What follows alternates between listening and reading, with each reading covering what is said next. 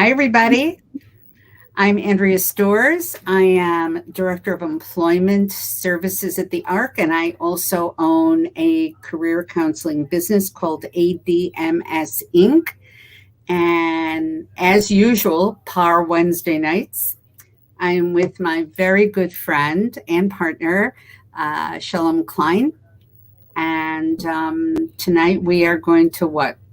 We're going to speak about networking, which actually Shalom is the guru here. I'm just going to say a couple of things about it.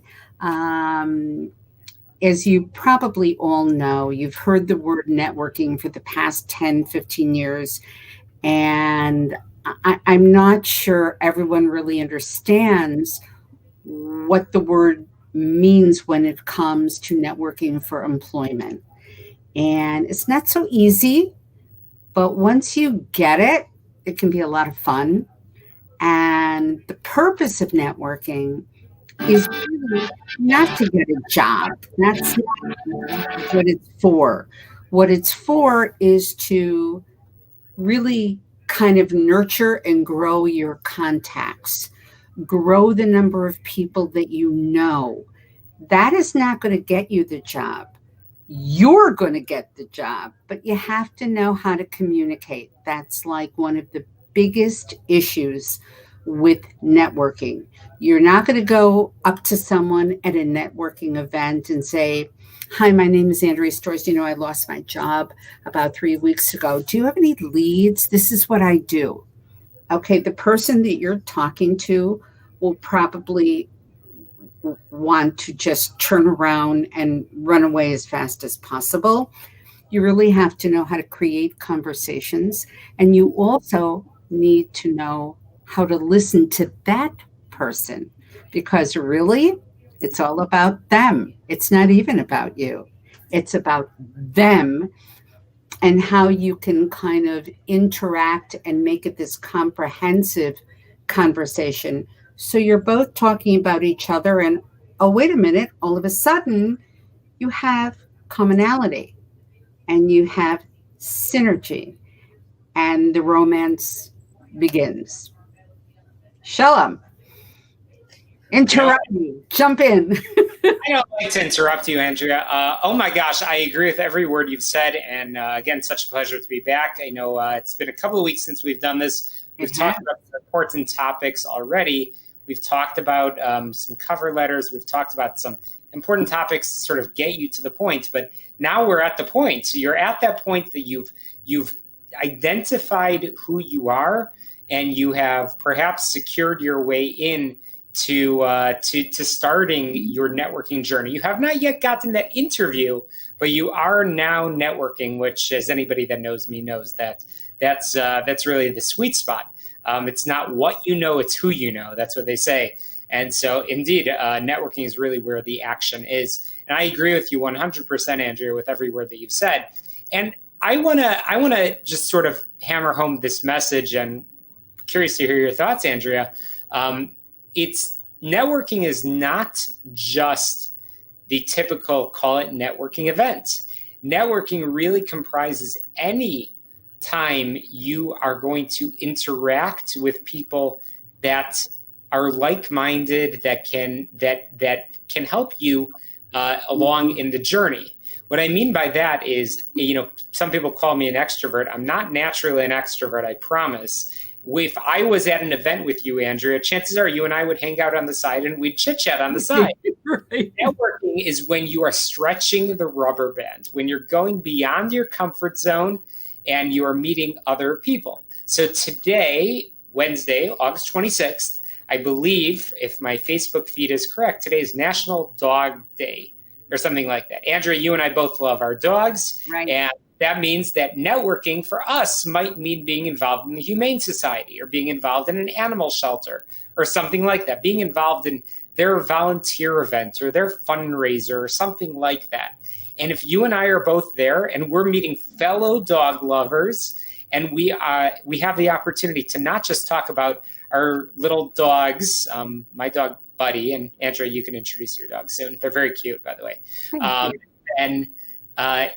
if you are able to introduce who you are professionally as well, then that, in my book, check the box. That is networking. What do you think, Andrea? I agree with you. You use the word comfort zone. And here's the thing, a comfort zone is wonderful. And it's a place where you can cuddle up and really kind of just talk naturally. The thing with networking, though, is as you so beautifully put it, stretch the rubber band. You have to little by little step out of your comfort zone or what you think is your comfort zone and start creating a bigger zone, as it were. And, Shalom is 100% right. It's not only about structured or formal events, it's about interaction at all times with people. You could be, well, in today's world, I don't know if you'd be waiting for the L or the bus that much with that many people around, but through your masks, if you create a conversation and all of a sudden, number one, you find you live like 3 blocks away. Oh my God, I had no idea. It's so nice to meet you. What do you do? What do you do? You do similar things. That creates the stage for further entertainment between the two of you.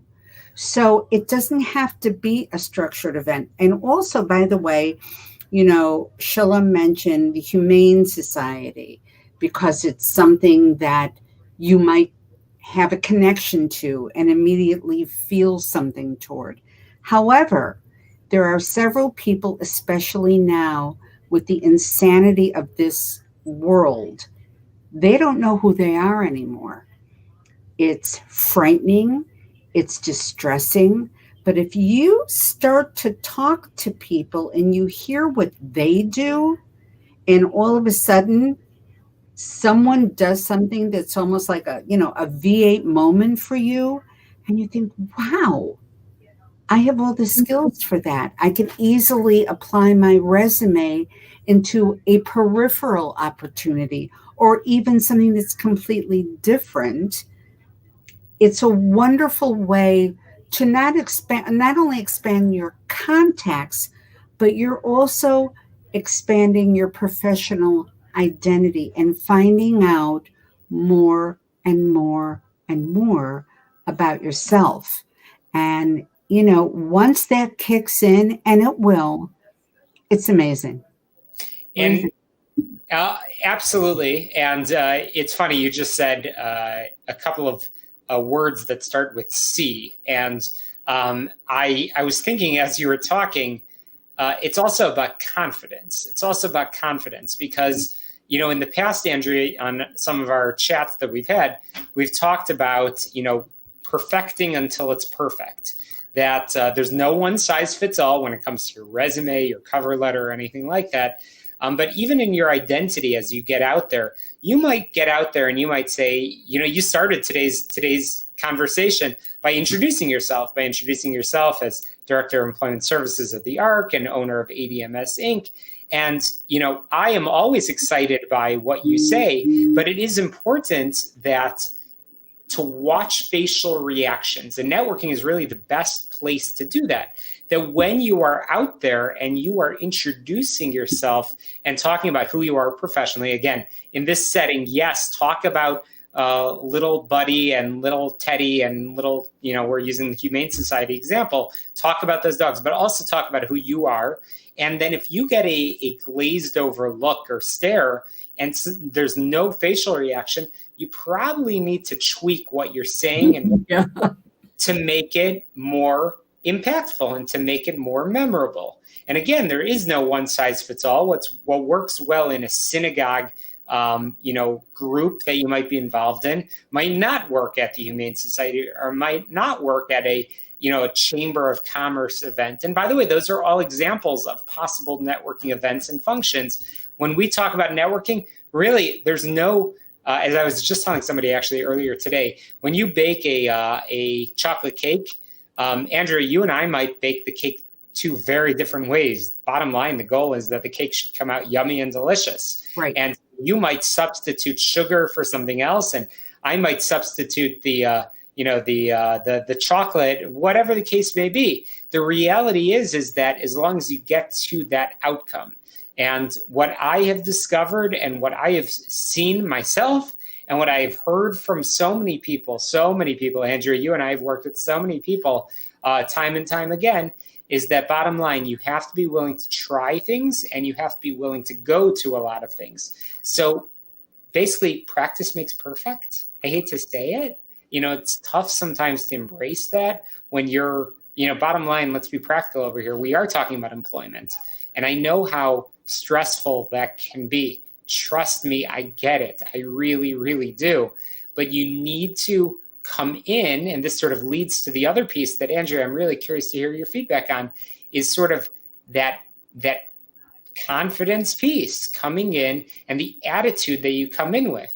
And so, somebody that might be watching our conversation may have just been laid off because of COVID at the job of their dreams that they've worked at for the past 20 years. And they might go to an event and, might want to talk about their experience. But Andrea, I know that you have a feeling about, sort of forward thinking and forward looking rather than just talking about the past. What do you think about that?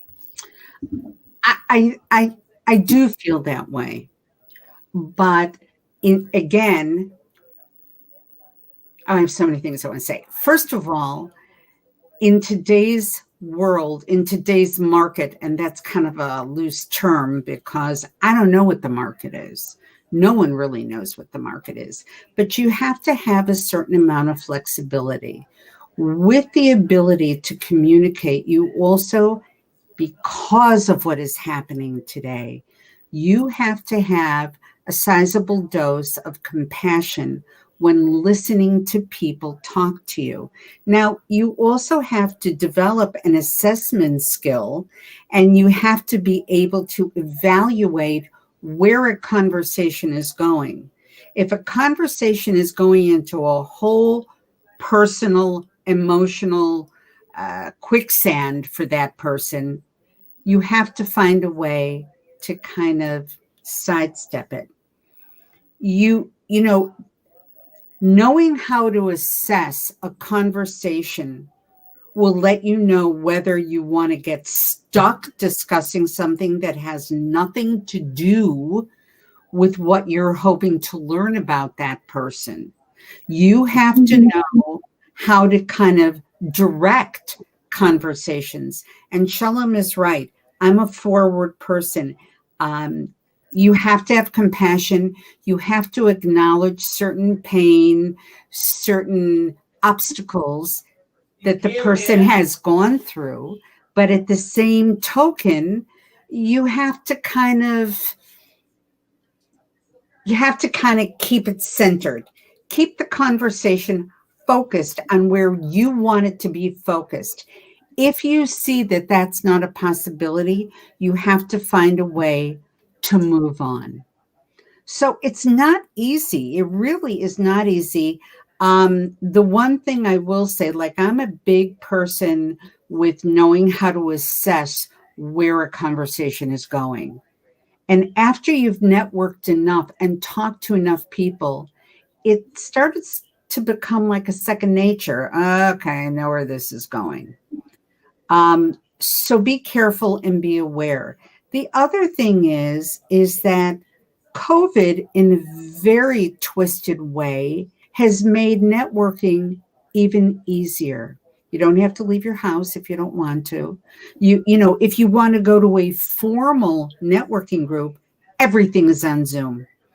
If you meet someone through LinkedIn, which, by the way, is a powerful way to network, if you know what you're doing. When you see someone on LinkedIn and you really don't know them, but they're part of your connections, there's a way to reach out. You don't want to be that overbearing type of person.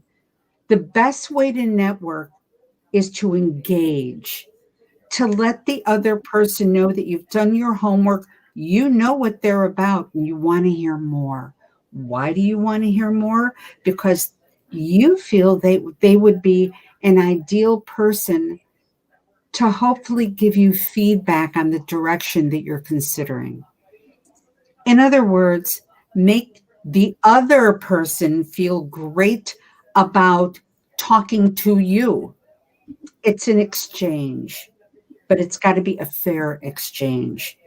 So if you tell someone, I read your profile, aside from being impressed, I felt you were the perfect person to go to for some advice and hopefully some feedback. I'd love to be able to have a 10-minute chat with you. Is that possible? I can Zoom at your convenience. Done. And when you compliment someone and you say, "Oh my gosh, you're amazing," and I know I would really value your input, they're going to race to the computer to get you on Zoom. It's a lovely feeling knowing that you're admired, knowing that someone is really looking to you for your input. It's not a matter of ego. It's just a matter of another building block for confidence. It makes you feel confident. It's kind of like Charlie Brown. She likes me. She really likes me. Well, someone has found that you're really talented in an area. Your confidence should really start to go on the rise, and you're also helping someone. How much more can you ask for in terms of feeding your confidence? So that's my long-winded answer. Hey, listen, words of wisdom for sure. I agree, absolutely. And I want to start to shift gears to the after effects, to the outcomes from networking. So, I've talked a little bit about sort of selecting your networking event. We already covered that networking can take place in so many different ways. It doesn't matter the venue. It doesn't need to be a typical networking function, a typical networking event. You've talked about the attitude that you come in with and sort of your approach and making genuine conversation. So you've talked about that. And I want to sort of start to jump ahead to, okay, the close. What's the close? Yeah. What are you doing? And by the way, I actually did not even mean the clothes, literally, what are you wearing? We should actually go back to that in a moment. I do want to cover that. That is a really important piece. So we'll go there. But the next steps is really important. So I've always been a big believer, and Andrea, you know this about me, is that ultimately, the busy people only get busier, and that's because they know how to follow up appropriately. I have seen time and time again that some people just get overwhelmed, and then maybe there's also a lack of the right assumptions. My dog's barking, speaking of National Dog Day. Yeah, he heard me talking about him apparently. But it's really important that you take the next steps in any conversation. So after you finish chit-chatting, I sincerely hope that at some point we do go back to, in-person networking events and all that. But it is very important that, if you're on a Zoom meeting or something like that, you put in the chat, with somebody that, hey, you're really interested in following up with. Do it right then and there. I've discovered over and over again that it never gets any easier tomorrow. So put in the chat, put in your email address and say, hey, Joe, I'd really love to follow up. Can I have your email address? Can we follow up? And then send that email right away. Be proactive, send a professional email. Don't rush. And just because I told you, do it right away, that means that you're going to do like 3-letter words of like, BRB, be right back, or I just got that one, by the way. No, it means that you write a full email and you say, it was such a pleasure meeting you today. Can we schedule a longer period of time? I didn't really have a chance to learn about whatever you do, blah, blah, blah.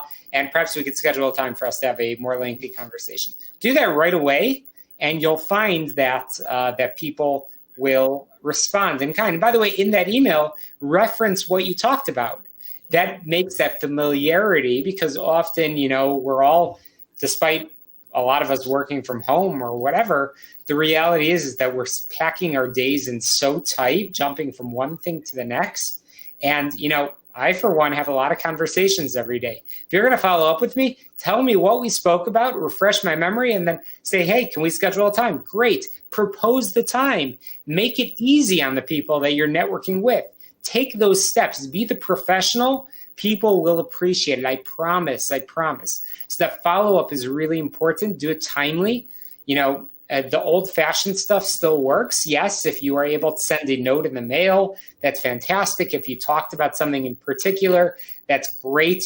Get a link to an article, connect via LinkedIn, send that article in a LinkedIn message and say, I wanted to connect with you. And by the way, we spoke about global warming, and here's an interesting article that I found on the topic or something like that. It creates the excuses to follow up, and it's really, really important. So the follow-up is just as important as the actual conversation.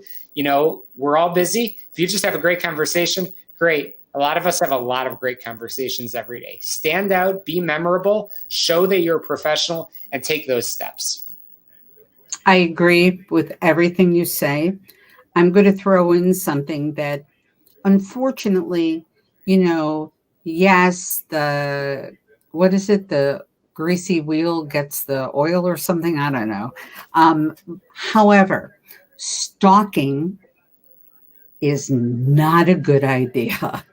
If you had talked to someone and then you get on this roll of sending a million emails, you'll be looked at as a lunatic and you will be blocked.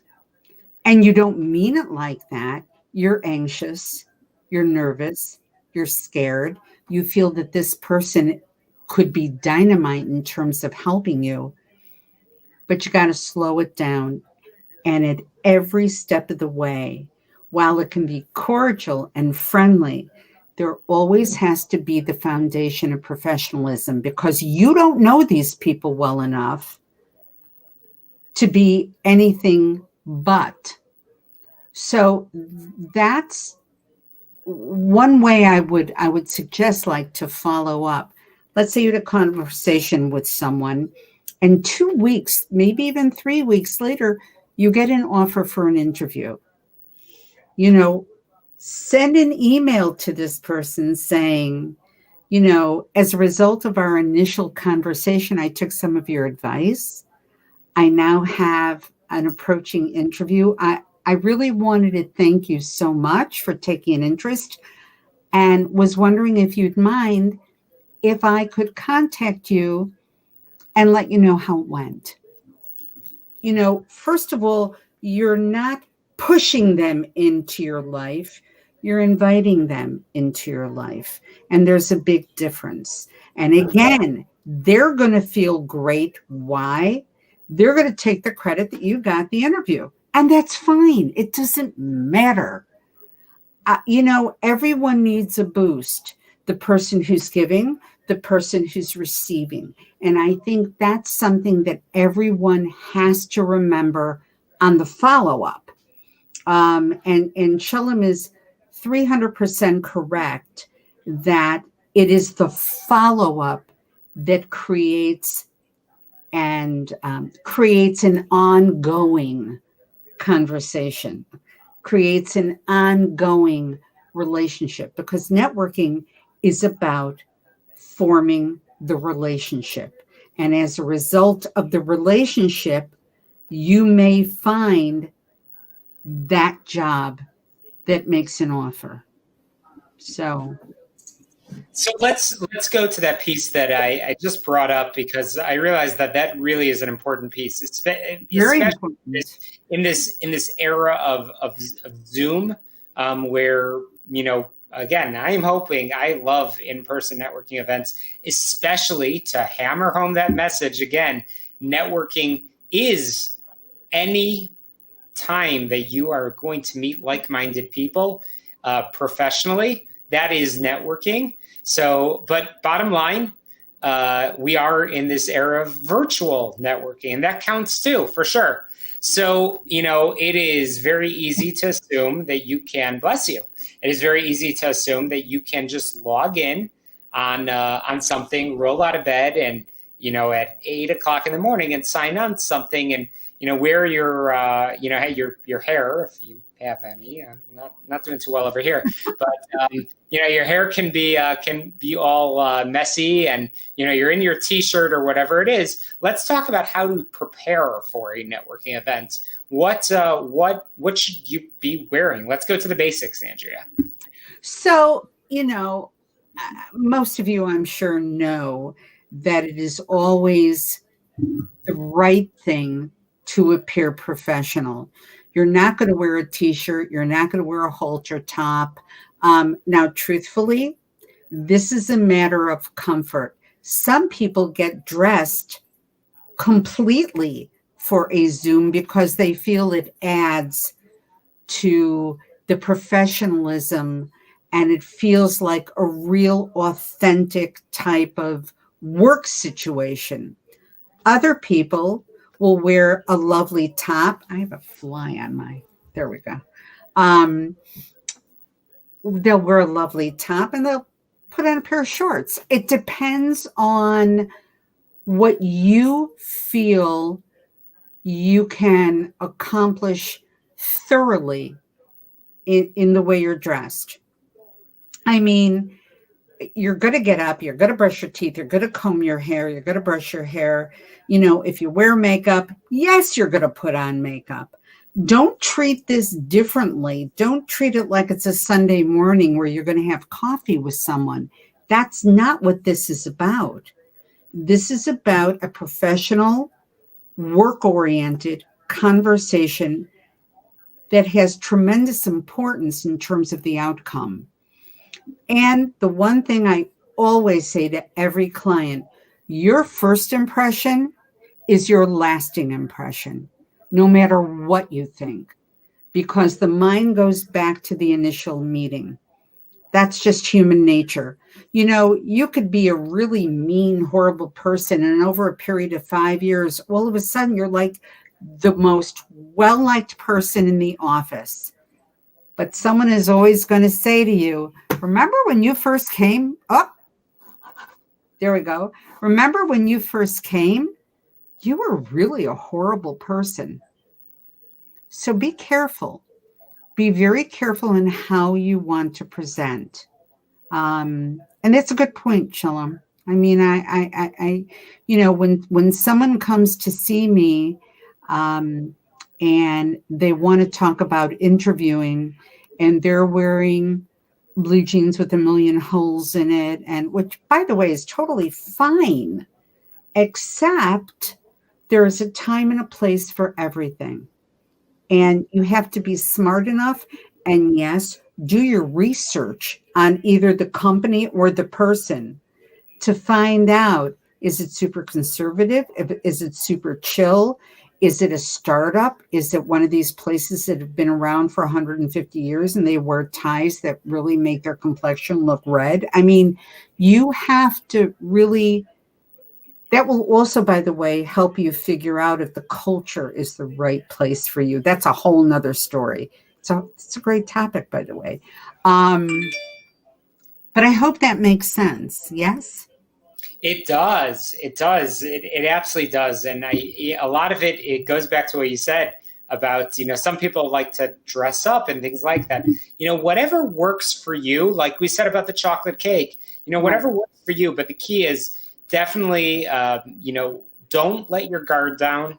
Don't let your guard down. First impressions are everything. And yes, first impressions could be made virtually, but it really, really matters. Coming prepared. And by coming prepared, yes, it means what you wear. It means making sure your technology is working. Right. It means making sure that you're not going to be you're not going to be stuttering. Make sure you have by stuttering I mean your microphone or whatever, your bandwidth.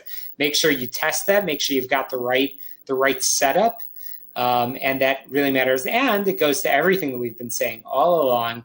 Of being prepared, coming prepared, knowing what events you're coming into, knowing as much as possible the people that you're going to be interacting with, knowing what you're going to say, knowing how you're going to follow up. And all of those things, I think, makes for good networking. And again, cannot emphasize it enough. Networking can take place in any way, and the follow-up is just as important as coming. So meaning if you are going to go to something and you're not going to follow up, I mean, honestly, I hate to sound brutally, tough over here. Just don't come. Honestly, find another time to go to something else, because nobody's going to assume that nobody's going to chase you.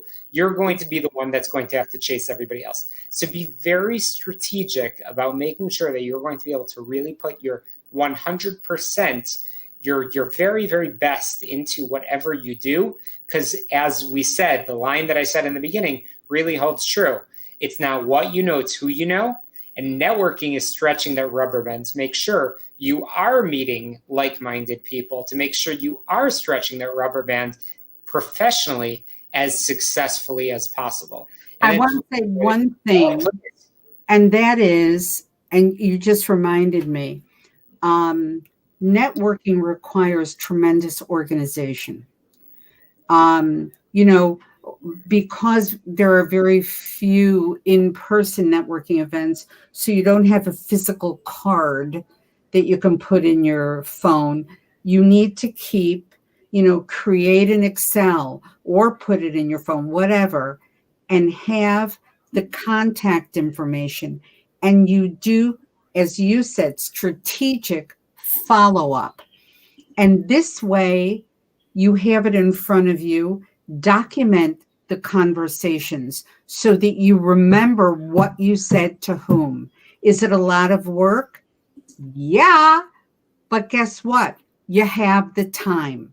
So this is the time to be very organized and to learn what the true meaning of prioritization is. And when you are able to follow up in a very orderly fashion and you get to check those names, when you go to sleep at night, you're going to feel such a tremendous sense of productivity and accomplishment, and that feeds the positive energy. I know I'm getting a little shrinky and psychological on you, but the psychological aspect of networking, you have to really look at it for what it is, and to have a positive approach and to keep yourself motivated is essential. There's no other word that comes to mind, because without it, you will not be able to move forward. So, sorry. No, absolutely correct. So, Andrea, as we are starting to wrap up over here, what are some of the resources as it relates to networking that you might know about? I mean, like we said, it's honestly a personal decision, and the truth is the sky's the limit now in the period that we're in. There's so many, honestly, more opportunities than there were before. But what resources do you want to share? Okay, so there are two areas that I think are vital. One is the list of contacts that you're not even aware that you have. You have to sit down with yourself, have a glass of wine, have a cup of cocoa, whatever floats your boat, and start thinking of all these people that you've met over the years that share the same profession that you do, or have an interest in the profession that you're in, or that you want to go after, and start developing the list of people that you actually know. And it doesn't matter if it's from high school. It doesn't matter if it's from an office. It doesn't matter if it was someone that you used to date and still have a great relationship with. You will be amazed at how many people you know. Now, is it comfortable reaching out? Get over it. I mean, I hate to sound harsh, but if your livelihood is at stake, and if someone that you're not super comfortable with truly might be able to help, You got to find a way to make it work. And I don't mean to make it sound like it's so easy, because it's really not. But when you are struggling, people get very strong, and they do find ways to jump over those hurdles, and they clear them. So that's one thing that I would absolutely do. And you can break that down. It could be personal contacts, it could be professional contacts. I'm telling you, you will be amazed at how many people you know. The other thing is LinkedIn.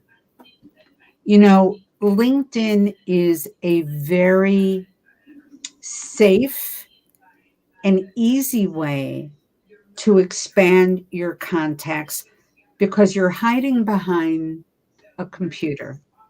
It's very easy. You just have to know how to approach it. Again, you don't want to stalk someone. You want, listen, people are always, and Shalom, I know you too for sure, they're always asking to link with me. I'll read their profile. Yes, accept. So now you get to see a whole bunch of people. It's being strategic, it's being smart, and it's being selective. So I really am pushing LinkedIn. And if you don't fully understand it, go online, Google, and tell Google, explain LinkedIn for me. What Why is it so successful?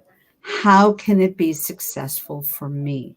There are also so many classrooms on LinkedIn on the computer. They don't usually cost anything. So, you know what? Get online, take a class, see if it interests you. It will. And those are really the two major areas that I would start with. What do you think? Yeah, agreed. And right now, there's so many. I agree with your focus on LinkedIn. We talked a little bit about LinkedIn a couple of weeks We ago. did. I would recommend that anybody that might be watching, that you reference that conversation, but also look at, I mean, just go on YouTube. And honestly, YouTube is your friend, because I love videos, because rather than just reading about something, well, actually, you could watch it over and over again. There's a piece that you might miss. Rewind, watch it over, and find, and perfect it. Perfect including this piece, by the way. Oh yeah, 100%. By the way, when you're networking successfully, yes, LinkedIn will help you find networking events, but also keep in mind, the second while you're networking, people will be stalking you. So make sure you really got that profile perfect. So definitely get on YouTube, get in whatever resource you want. There's classes, free classes that are available, free webinars, all that sorts of good stuff. So make sure you check that out. Andrea, any closing thoughts? And if you don't mind, tell us, sort of, as I think I tend to say, station identification regarding the ARC and your services, if you don't mind, tell anybody. That's so nice of you. Thank you. First of all, the one thing I will say to all of you, and I'm not trying to sound cavalier. I do this for a living. I hear stories that are difficult to listen to, so I can't imagine really what it's like to live those stories. Compassion can only go so far. You are the one in your own shoes. I try to put myself in your shoes, but I would be a pretty arrogant person to say, oh, I totally get it. No one's going to totally get it except you and your family. So what I ask is, when you're feeling that sense of desperation, go to something healthy that will make you feel better. Don't forget who you were when you were employed. No one can ever take that away from you. It is yours. You earned it. It will be there forever. One thing I will suggest to you, when you start getting restless, Go on all these job boards and start reading job descriptions. I promise you it will lift your spirits because you're going to say, well, I have those skills. I can do that. It reminds you of who you are. So that's a little bit of parting advice. And by the way, and Shalom has heard me say this a million times, there is no such thing as an expert in my field. If I were an expert, we wouldn't be doing this. Everyone would be employed. I would own an island and everything would be good. But no one is an expert. The only thing that I can offer to you are options. And if it fits, try it, try it on rather to see if it fits. And at the ARC, we provide a comprehensive array of services. It's divided into a job readiness part, which is writing your resume. Yes, I write every single resume. Establishing an identity, writing the cover letter, learning how to interview, learning about LinkedIn, learning how to network, learning how to negotiate salaries. So it's all those steps. And when you are ready to fly, then I turn you over to a wonderful gentleman who works for me. He is my job advisor, and he partners with you in the search. So, think of us if you're thinking about using job professionals. It is free of charge, and we have a number of services. We have medical, we have dental, we have a whole social service office. We have mental health professionals. We, of course, have a pantry. Go on our website. It's called the ARC, A-R-K, and explore us. And if we can help, call us. I also own a private business, which is for anyone. I work a lot with college kids and a lot with executives and people in between. So if you are interested, please email me at adms.inc, INK5 @gmail. And I promise you I will get back to you. Thanks for letting me do that. That's great. Absolutely. Absolutely. No, it's so important to share resources. We all know somebody, and if you're watching this video and you know somebody that can benefit from the information that we've shared, or from the ARC's resources, or from Andrea's resources, please make sure to pay it forward. Please make sure to share it. And until next time, Andrea, I look forward to our next conversation. And we'll have fun sort of diving a little bit deeper. Our hope is that everybody's finding some level of success and benefiting just a bit from some of the information that's been shared. But thank you, everybody. Wish you all good luck. Yes, and thank you, Andrea, for all the advice. Can't wait for our next conversation. Me too.